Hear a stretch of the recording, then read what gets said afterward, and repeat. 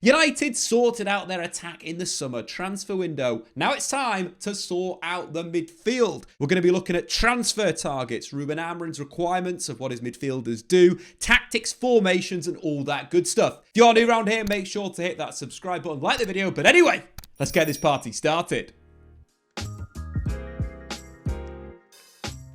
So starting off, what are the tactical requirements of Ruben Amorim's midfield? Defensively, Amorim's Man United defend in a 5-4-1 block. From here, the double pivot screens the back line and cuts off central passing lanes with positioning and tight marking of opponents. When the ball is worked wide, their requirement shifts. Not only do they need to be aware of midfield runners and either track their movements or pass them on to the centre-backs, but they need to be able to support the wide defenders and help the wing-backs to defend against tricky wingers. However, if one of the centre-backs has stepped up or moved wide to support the wing-back, the midfielder requires their intelligence and awareness to drop into the back line and maintain the defensive structure.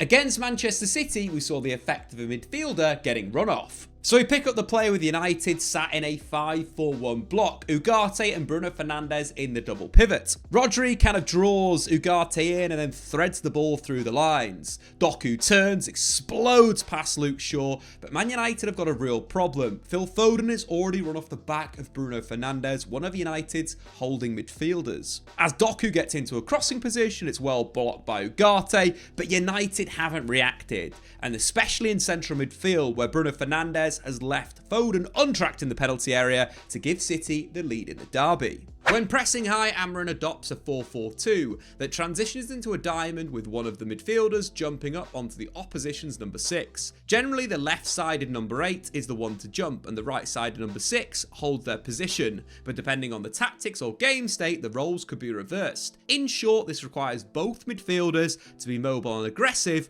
with good levels of anticipation and reading of the game to know when to jump and when to hold position. A great example of Amorim's pressing structure came against Brighton. Manchester United are clearly set up in a 4-4-2 to press Brighton out of the back. There's a bit of rotation in a defensive sense. Sesko's covering the left wing, and of course Mbeumo is covering the right wing with Bruno Fernandes and Casemiro as the double pivot. As Brighton look to play out from the back, Bruno Fernandes jumps onto their number 6, not only forcing Brighton to go back to their goalkeeper, but blocking off the pass into one of their key build-up players. In terms of the play now, we see Brighton go in, then back out as Bruno continues his press, covering off that pass into the number 6, but also forcing Brighton into a risky pass. We can kind of see the diamond structure right now on screen. As the ball's played forward, Luke Shaw tracks Ruta and forces a high turnover for Casemiro to sweep up, drive forward and crack a shot from the edge of the box that deflects past the goalkeeper. This goal comes from a 4-4-2 pressing structure with the number 8 applying pressure on the football and the number 6 in a cover position. So now we understand the requirements of Ruben Amorim's central midfielders in a defensive sense. What about in attack? In possession, whilst we've seen Amorim go long, he does like Manchester United to build out from the goalkeeper, which sees the centre-back join the number 6, whilst the 8 advances into the number 10. In these situations, the double pivots act as bounce players, receiving passes from the keeper and quickly spreading the play wide to allow the outside centre-back to progress the play. Meanwhile, the number 8 is required to be good at receiving in between the lines and on the half-turn, allowing them to connect to the attackers with passes into feet or direct balls in behind. In the middle of the pitch, Amorim's double pivot is all about ball retention, using short passes to keep the ball moving. However, they are required to switch the play with long passes to exploit an underloaded flank with positional play. Being able to break the line with carries is another desire of his midfielders, but this is more of a bonus than a requirement. In the final third, the 6 becomes a support player, always available as a passing option to reset attacks or to counter press as the ball is lost, whereas the number 8 looks to pull the strings with creative passing before becoming another goal threat. Bruno's goal against Chelsea really showcases the different attacking intentions of the midfielders. So we pick up the player with Caicedo in possession looking to clear the ball. Ahmad blocks it and it rebounds to Bryan Mbeumo, who ships it inside to Ahmad. As Ahmad's cutting inside, Bruno Fernandes is asking for the ball. He wants to pull the attacking strings, but Ahmad switches the play to Mazraoui on the outside. But from that point, the number 8 role changes into a goal-scoring role. As Mazraoui crosses the back post, we can clearly see Bruno Fernandes in the penalty area, close to Benjamin Sesko, Ahmad and Bryan Mbeumo. As Dorgu heads back, we can clearly see that Bruno Fernandes is ready to react in that goal-scoring position, but United are very well set. Casemiro is the safety player, and United have got 3 centre-backs behind the Brazilian midfielder. So even if Chelsea had cleared this ball, more than likely Casemiro will recover and start another attack. But of course Bruno reacts really well and puts the ball in the back of the net to give United the lead. So to summarise, Amorim requires athletes in central midfield, players with the physicality, energy and speed to cover large distances. There's also a preference for good defensive awareness in what's quite a defensive role. However, in possession, they still need to be comfortable on the ball, but they don't have to be world-class playmakers. The ability to play long diagonal switches is a must, and ball carrying would be preferred, but the athletic ability is valued more than shape-breaking passes. Christmas is right around the corner, and the hectic festival period of Premier League football can leave us all a little bit run down. So why not try Manscaped's Performance Package 5.0 Ultra for a little pick-me-up? An all-in-one grooming kit. Not only do you get Manscaped's latest lawnmower, the 5.0 Ultra, to tackle that below-the-belt body hair, but you get their weed whacker to clean up your nose, ears and eyebrows. There's also an aftershave lotion and deodorant to keep your balls fresh and comfortable all day long. What's more is Manscaped to throw in 2 free gifts worth over 50 quid. Their Midnight Bravo boxers and a toiletry bag to keep all your gear together. So if you want to keep everything looking tidy downstairs, join over 13 million men worldwide who trust Manscaped. Use the code STATMAN for 15% off your entire order at manscaped.com. That's 15% using the code STATMAN at manscaped.com. But anyway, let's get back to the video. So now we've got an understanding of Amorim's midfield. How can Manchester United improve? The players at the club lack the attributes to form a coherent partnership for 90 minutes. Bruno Fernandes is a fantastic attacker but lacks defensive awareness. Manu Ugarte is the shell of the player that Amorim coached at Sporting. And whilst Kobbie Mainoo has the potential to play the position, at the moment he lacks a bit of the physicality and intensity that's needed for the role, and is more suited to the left number 10 position. Meanwhile, Casemiro has shown he's actually a good fit for the role, but the Brazilian can't play a full Premier League match. As you can imagine, recruitment via transfers is the most effective way to improve Amorim's midfield, but getting the players who tick the right attribute boxes is just a start. The double pivot needs to complement each other and work within the team. For instance, the right-sided central midfielder needs to be more defensively secure to cover Ahmad at right wing-back. When we're looking at Manchester United, how well they've played, a lot of it's come down their right-hand side with Ahmad and Bryan Mbeumo, which means if possession is lost, the right-sided central midfielder needs to be very good at moving over and defending the wide areas, or for example, if Lenny Yoro steps out, covering his position when he's pressing the football. Whereas on the other side of the pitch, on the left hand side, you need to be more tactically aware and fluid, at times dropping deep to get on the football, either to the left of the centre back or dropping into the middle of the centre back, or alternatively rotating positions with the left wing back, again allowing United to be more flexible in an attacking sense, playing in the pocket and then playing forward. Given how those requirements balance Amorim's current best 11, it makes sense that the right centre mid should be more of a defensively minded number 6, whereas the number 8 should not only have the ability to take up attacking positions, but have more defensive awareness than Bruno Fernandes going the other way. In terms of basic profiles, signing 2 number 6s would put more attacking emphasis on the outside centre backs. This could be in the form of a midfielder or an overlapping fullback taking up these roles to provide more attacking thrust. Pairing 1-6 with a number 8 is the simple, most cost-effective solution. You'd be fitting round pegs in round holes. This would be an upgrade on Amorim's current best team, which is using a 6 and a 10 in the double pivot. And the final solution is to pair 2 number 8s, both operating in box-to-box roles. And whilst this could work, it would require 2 world-class all-round midfielders, 2 Declan Rices, 2 Rodris, etc. Considering United don't have a single world-class midfielder, I don't think this is a solution right now unless Big Jim plans to drop 300 million to fix United's midfield. So which players actually fit the bill? In terms of number 6s, one candidate really fits the bill. That of course is Brighton's Carlos Baleba. For Manchester United, it would provide that lighthouse, the way Jurgen Klopp used to describe Fabinho. He's fast, he's strong, he's got a great range of passing, a good ball carrier and an excellent tackler. He is having a poor season, which could put the price down for United, but he's got speed, which is the X factor in the transition for defensive midfielders. He can become a very complete midfielder. He's a very dominant dueler and deceptively good on the ball. So our first number 6 option, Carlos Baleba. On to the second option and a completely different profile to Carlos Baleba. That of course is Adam Wharton from Crystal Palace. A pass master, but would arguably suit Manchester City or Arsenal more. It would require a bit of an evolution from Ruben Amorim, putting more emphasis on midfield for creativity and progression. He's very much a Michael Carrick midfielder. He dominates games through awareness and technique, and his ability to play through the lines is second to none in the world of football. I love how he punches passes into attacking midfield, but also has got the ability on the switch, something that's very much required of a Ruben Amorim midfield. So there's 2 Premier League options that could cost up to 100 million. What about a cheaper option? Well, Nicholas Schweibeld from RB Leipzig is a player I really like. He's a good interceptor and he's a very calm presence on the ball. In terms of his role for RB Leipzig, he's one of those players that just has a little bit more time in possession. He's very calm when finding passes, either moving the possession on, retaining it, or so forth. But I also like his position. In terms of the role that he plays for Leipzig, currently in their 4-3-3, he very much drops back into a half-back position. He's tactically really good. He reads his teammates' movements and covers. This allows him to not only, for United, it could see the likes of Lenny Yoro, let's say, move forward in possession, with Schweibeld covering that position. He could also do a job at centre-back, which he's played for Leipzig, especially last season. He plays simple, forward passes, and it would allow United to be even better in possession. And I think the big thing here is he's not going to be costing a lot of money. Good in the duel, plays in the Bundesliga, a league that presses really high. There's a lot to like about the Austrian international. But let's move on to the other role, which number 8 would suit Amorim's double pivot. So the first option for Manchester United is Elliot Anderson. He has improved so much over the last year. This is something that I love in footballers. He is moving to become complete. He tackles, he's durable, he passes well, and I love the way he moves. He's a player that kind of is a bit of a pass and move footballer.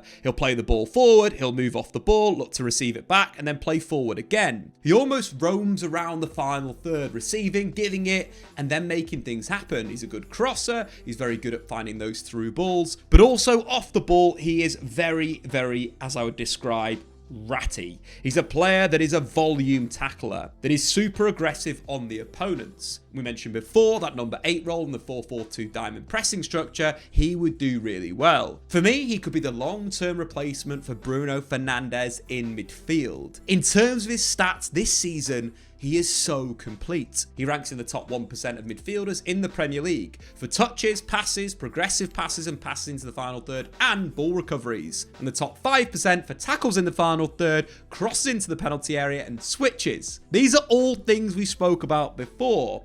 Not only having a player that can pass and move the ball around, but also switch to play. With Anderson sitting as a left central midfielder, his ability to hit maybe Amad Diallo on the overlap could be very good. But then again, following the play to that right-hand side, let's say Amad's been played through, Brian Mbeumo's made the run in behind the defence. Once again, Anderson could roam and get into these positions for crosses into the penalty area. Ranking in the top 5% for central midfielders for that statistic is really good. I don't think there's anything I don't like about Elliot Anderson and his improvement over the last 12 months. So if Elliot Anderson is that classic British box-to-box midfielder, what about a player that can just pass? Well, that's Angelo Stiller at Stuttgart, a player that's capable of playing in a 4-2-3-1 or a 3-4-3, as well as a load of other systems and formations. He reminds me a lot of Toni Kroos. That being said, a lot of his really good work comes in that kind of left half position. You remember, of course, Marcelo moving high for Real Madrid, and Toni Kroos dropping into these types of positions to kind of get on the ball and get in possession. He massively would need a proper number 6, an aggressive midfielder to play next to him, similar to how Kroos had Casemiro at Real Madrid. But in terms of what he can do on the ball, he's a fantastic player to watch. It's not only those kind of little punchy passes to once again break the lines, but it's also drawing players in with little touches, similar to how Toni Kroos used to do it, where he'd almost stop on the ball. He'd draw the pressure in and then ship it backwards. Not only does this pull players out of position, let's say if it's not the winger, let's say the winger's covering Dorgu, but let's say you're drawing in the opposition's number 6 in that move, that opens up space for other players to drift into better attacking areas. I love Stiller. I think he's got a real lot of quality in possession. I think one of the things and drawbacks, I think defensively he needs someone to kind of carry him in that perspective. I think he's got good awareness, but maybe not got that true dueling ability we've seen in other players we spoke about. Only Joshua Kimmich completed more progressive passes in the Bundesliga last season than Toni Kroos's heir to the throne, Stiller. So we've looked at an all-rounder, we've looked at a pass master, but what about an aggressive number 8? Somebody that's going to make your day really bad and could be paired with a deep-lying playmaker. For United, a Premier League option would be João Gomez. If Wolves get relegated, United need to buy not only Gomez, but also Andre. If you've been subscribing to the Statman Dave channel for a few years, you'll know my love of Andre that's settled very well into life in the Premier League. But Gomez, what he'd bring is energy and aggressiveness. He's a player that arguably does his best work off the ball. He's going to squeeze, he's going to be aggressive, he just puts you under pressure. He's very quick to jump, he's aggressive in the tackle, and also when the ball's kind of moved into the wide areas, let's say they're 9 spinning over to receive possession, Gomez is very good at being aggressive, not only on that player dropping in, but also if the ball's played out wide, super aggressive to cover the fullback. Or alternatively, let's say United have got a 5, he'll be a player to move over, allowing the likes of Matheus Cunha to potentially be sitting in a more counter-attacking position. Only Caicedo and Gana Gueye won more tackles than João Pedro since the start of last season in the Premier League. And also in possession, let's say he's won the ball back, he's got nice feet, you know, can carry through the lines. So not maybe a perfect passer at the moment, but he's aggressive, great off the ball, and carry through the heart of Premier League midfields. These are largely midfielders that have been linked to United, but there are other options. Hayden Hackney could be a cost-effective playmaking number 8, whilst Ederson would be a physical all-round number 8. And if Wolves get relegated, as we mentioned before, Andre could be a cheaper Premier League proven option at number 6. Whereas Buadi could still be a really good long-term buy, but still needs development. But what Ruben Amorim really needs is 2 central midfielders that work together, that complement each other's games. Of the players we mentioned before, pairing 2 number 6s would work due to their natural defensive awareness and ability to control the game. Of course, of the options that we spoke about in this video, you know, pairing the likes of Baleba and Adam Wharton as 2 number 6s would really work for Manchester United. It would allow them that option to play into midfield and then dominate the game. Allow maybe one of the centre-backs to play a lot higher, especially on this right-hand side. Wharton and Baleba would be a perfect pairing for United as 2 6s. But moving on to a number 6 and number 8 pairing from the players we mentioned previously, let's dive into a few options. First up, having Adam Wharton as a holding midfielder. Pairing him with the likes of João Gomez would be perfect. You've got an energetic, a pressing number 8, and a player to really control the tempo. If, for example, Ruben Amorim were to slightly change and adapt his structure, going for 2 pass masters in Adam Wharton and Stiller would allow Amorim to dominate games of football. But I think it would lack a little bit of aggression and physicality that's kind of needed in the system. So moving on to something that would work with Stiller, you know, pairing him with the likes of Schweibel, you've got 2 German-speaking defensive midfielders, you've got a good combination of intelligent players that very much play very safe, but then can thread the ball through the lines and really open things up. 2 very intelligent central midfielders. But moving further to our last little combination, you know, let's take, for example, you know, Baleba sitting with Stiller. Again, that would work quite well. You've got the lighthouse in Baleba really sitting in defensive midfield, and Stiller operating more as a box-to-box playmaker. But I think in terms of what Manchester United should do, this is the big question. How should United evolve their midfield? I think long-term, having those 2 number 8s would really make Amorim's system so fluid. And in terms of the players we've looked at, the 2 most complete for me right now is Carlos Baleba and, of course, Elliot Anderson. This at the moment would be a 6-8 combination. You've got holding 6 and an all-action number 8. But Long term, with improvement and coaching, both players could play in that number 8 role, allowing them both to be box to box. And why I think this would add fluidity to Manchester United and kind of is the future of where Amorim's midfield is going, is it just makes everything so much more unpredictable. At times, Anderson will sit deep and distribute the ball and control the tempo and move it around and switch the play and so forth, allowing Baleba to play high.